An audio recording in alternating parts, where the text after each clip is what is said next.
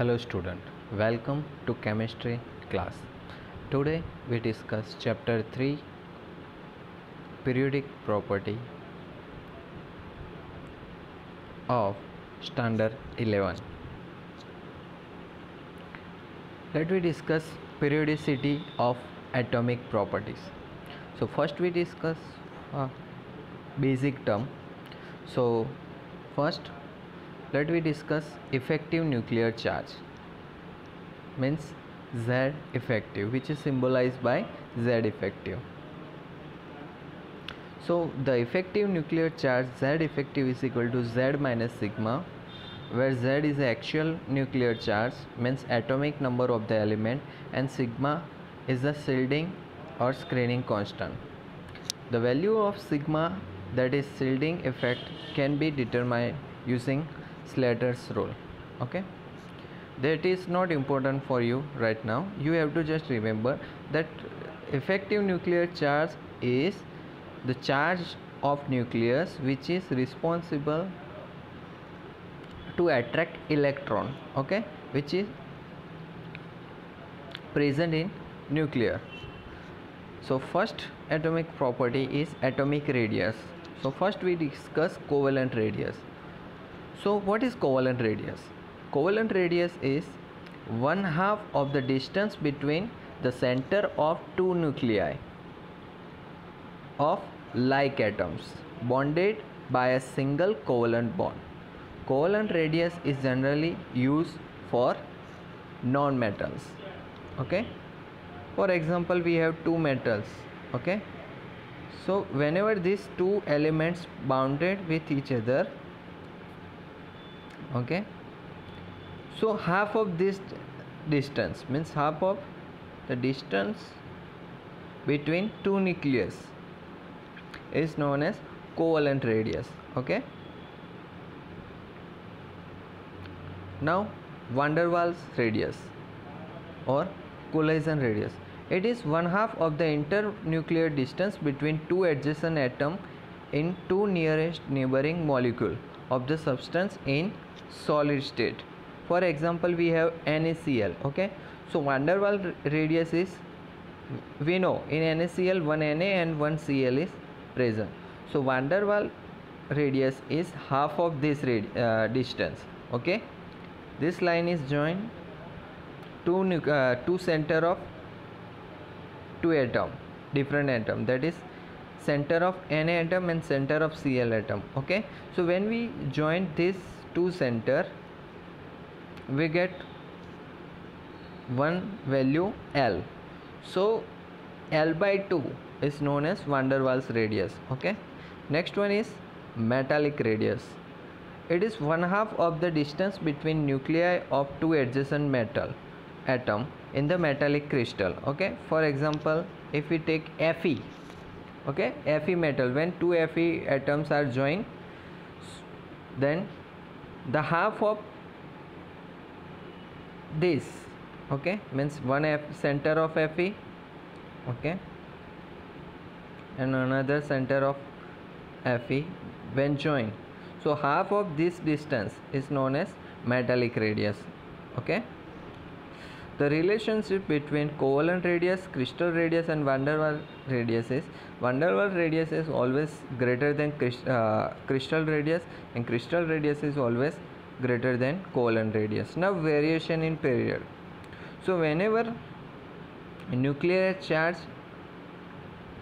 when we discuss about nuclear charge, it will increase from left to right, because from left to right one proton is increased. That's why nuclear charge is always increased from left to right. Effective nuclear charge also increase because the number of orbit, okay, from left to right, when you move from left to right, the number of orbit, means if we take second period elements, then the cell remain same, that is L cell. Okay, so the number n remains same, n is equal to 2 for period 2, but the number of proton is increased, therefore effective nuclear charge is increased. Okay, here if effective nuclear charge is increased, the electron are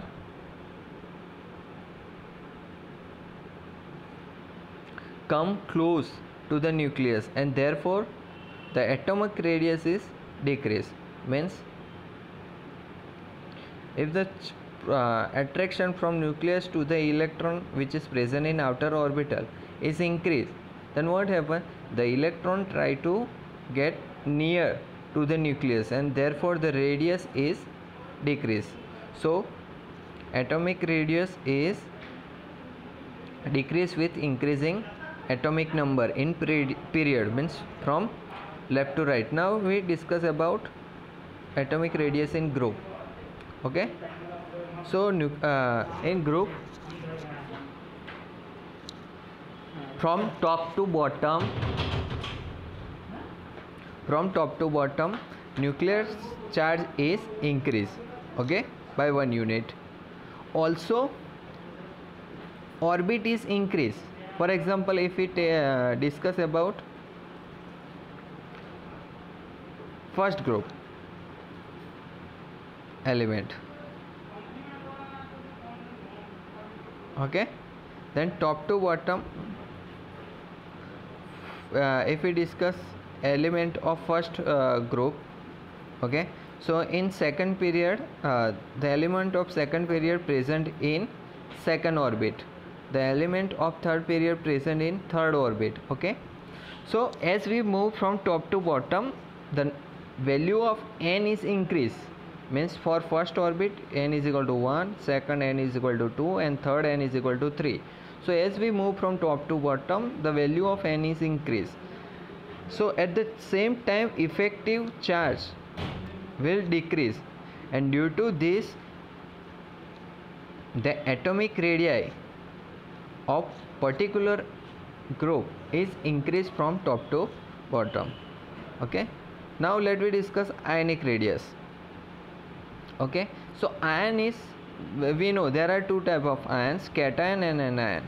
Cation is formed by losing one or more electron from valence shell, okay, while anion is formed by gaining of one or more electron. Okay,